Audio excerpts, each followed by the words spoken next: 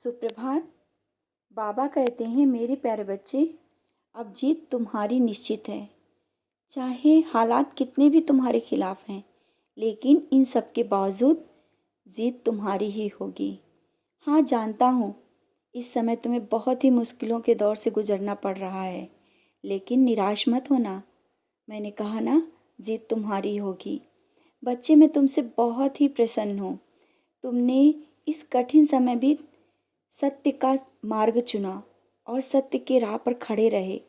तुम अपनी सच्चाई के साथ हमेशा खड़े रहे और इन हालातों में भी तुमने विश्वास नहीं तोड़ा। अब मैं तुमसे कह रहा हूँ, अब तुम्हें जश्न और खुशी मनाने के दिन आ रहे हैं। और जो बीत गया उन बातों को पकड़ कर मत रखो। क्या कोई बीते हुए वक्त को पकड़ कर रख सकता है? नहीं ना। तो क्यों फिर तुम उन बीती हुई बातों को मन से निकाल नहीं रहे हो? निकाल दो। जो मैं दे रहा हूँ उसे स्वीकार करो। अब मत सोचो कि क्या हुआ, कैसे हुआ। बस तुम्हें ये सोचना है, संघर्ष और परेशानियों के बाद जो खुशी आई है, तो उस खुशी का आनंद लेना है और पकड़ लेना है उन खुशियों को।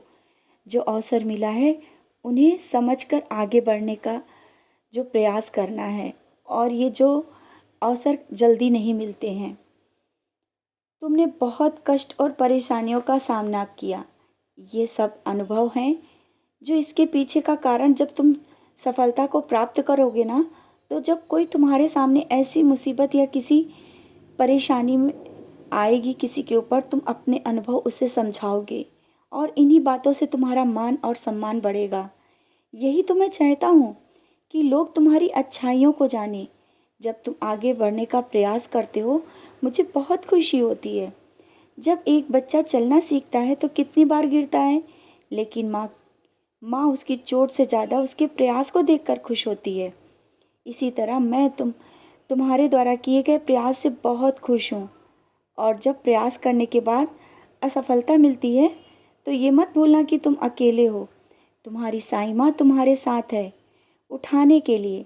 तुम बस प्रयास करो और आगे बढ़ो। अब वो समय आ गया है। सफलता तुम्हें अवश्य मिलेगी। और हाँ, जल्दी ही तुम्हें शिरडी बुला रहा हूँ। मुझे तुम्हें बहुत सा आशीर्वाद देना है और वो सकारात्मक ऊर्जा से तुम्हें मैं पूर्ण करूँगा, जिससे तुम समाज की बुराइयों का सामना तुम कर सकोगे। और शिरडी से आने के बाद तुम हाँ स्वयं अपने में बदलाव को महसूस कर पाओगे। जल्दी ही तुम शिरडी आओगे। ये मत सोचो कि कब जाना होगा, कैसे जाना होगा। ये तो मैंने कहा ना कि मैं शिरडी बुलाता हूँ और मैं तुम्हें बुला लूँगा। जल्दी ही तुम शिरडी आ रहे